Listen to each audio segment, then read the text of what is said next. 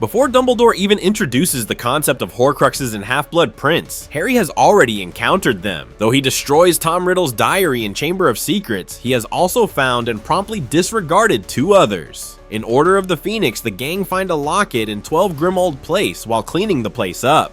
No one is able to open it, and so they put it to one side and carry on. This makes Regulus Black's note in Half-Blood Prince much more tragic to discover after Dumbledore's torturous experience in retrieving the fake one. The second Horcrux is Rowena Ravenclaw's tiara. In the books, Harry spotted the tiara while hiding his potions book in the Room of Requirement. There is a lot to take in at the end of the Goblet of Fire movie, and it's understandable that there might not have been a tasteful way to approach this, but whoever wins the tournament wins a cash prize. Harry did technically win the event and so receives 1,000 galleons as the Triwizard champion, but he doesn't keep a single coin in the book. Instead, he gives the entire sum to Fred and George Weasley to start their joke shop. It might have been nice if he gave some to Cedric Diggory's family, considering what happened, but who are we to judge? The role of Quidditch takes quite a back seat as the Harry Potter movies progress. However, in the Order of the Phoenix book, Ron gets to become the school hero for once. Harry has been suspended during Quidditch season and is unable to compete, but Ron has finally managed to make the team as the Gryffindor keeper after Oliver Wood's graduation. His early games are rough, but he comes into his own, helping Gryffindor win the House Cup. This is a huge boost to his self-esteem, especially since he's often overshadowed by his siblings and best friends. Unfortunately, it never makes it into the films aside from a brief storyline where Ron joins the team in the Half-Blood Prince. Here's a fun detail in the books. Ron somehow manages to become a Gryffindor prefect in Order of the Phoenix.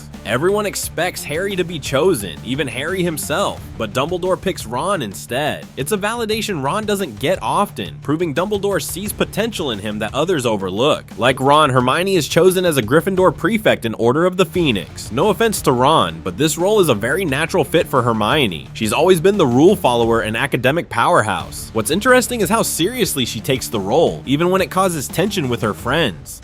One of the most disappointing missed opportunities for Hermione in the movies is their choice to leave out how fiercely she advocates for the welfare of all magical creatures. Her sense of justice shines through in Book 4, The Goblet of Fire, when she founds the Society for the Promotion of Elfish Welfare, SPEW for short. She does this after seeing Winky's mistreatment at the Quidditch World Cup, but her campaigning really goes into overdrive after discovering that the food at Hogwarts isn't magically materializing out of thin air, but being crafted in the depths of the school by hundreds of house elves. She spends much of the book campaigning for house elf rights, trying to get her classmates to care. It's a wonderful layer to Hermione's character, which is left out, as well as removing a highly important piece of social commentary. The movies don't even mention it, though the Half-Blood Prince movie made Harry and Ginny's kiss quite a tender private moment, apart from George lurking like big brothers do. In the book, their first kiss is a much more public affair. In fact, they lock lips in front of the entire Gryffindor house, including Ron. This is after Ginny plays Harry's role of Seeker and wins the Quidditch game. In the Order of the Phoenix book, Sirius gives Harry a two-way mirror so the two can stay in touch. Harry, being a kid with the whole world's expectations pointed at him, invariably forgets about this until after Sirius has passed away. Harry finds the mirror again and is hit with guilt for never using it to check on his godfather. The movie doesn't touch this subplot, as at the time of filming, the books were not finished, so the studio was unaware of its significance. This mirror actually ends up helping Harry in Deathly Hallows, but you'd never know that if you only watch the films. We do see Ron casting a Patronis in the movies, and it takes the shape of a dog, but there's not much more detail to go off. In the books, it's a Jack Russell Terrier. There are a couple of reasons for this, including it being one of Rowling's favorite breeds, and the dog's personality being a close match to Ron's. But it is also a breed known for chasing otters, which is exactly what Hermione's Patronis is. Coincidence? We romantics like to think not. It certainly would tie into just how deeply Ron cares for Hermione before they officially become a couple. After Scabbers turned out to be the heinous Death Eater Peter Wormtail Pettigrew all these years, he's left without a familiar. As an olive branch in Order of the Phoenix, Sirius Black gifts Ron a tiny Scops owl called Pigwidgeon, or Pig for short. This tiny feathered ball of energy is a typical Ron pet. Speedy, impatient, loud, and somewhat of a calamity. Although Ron liked to complain about Pig, he really loved the insane little critter.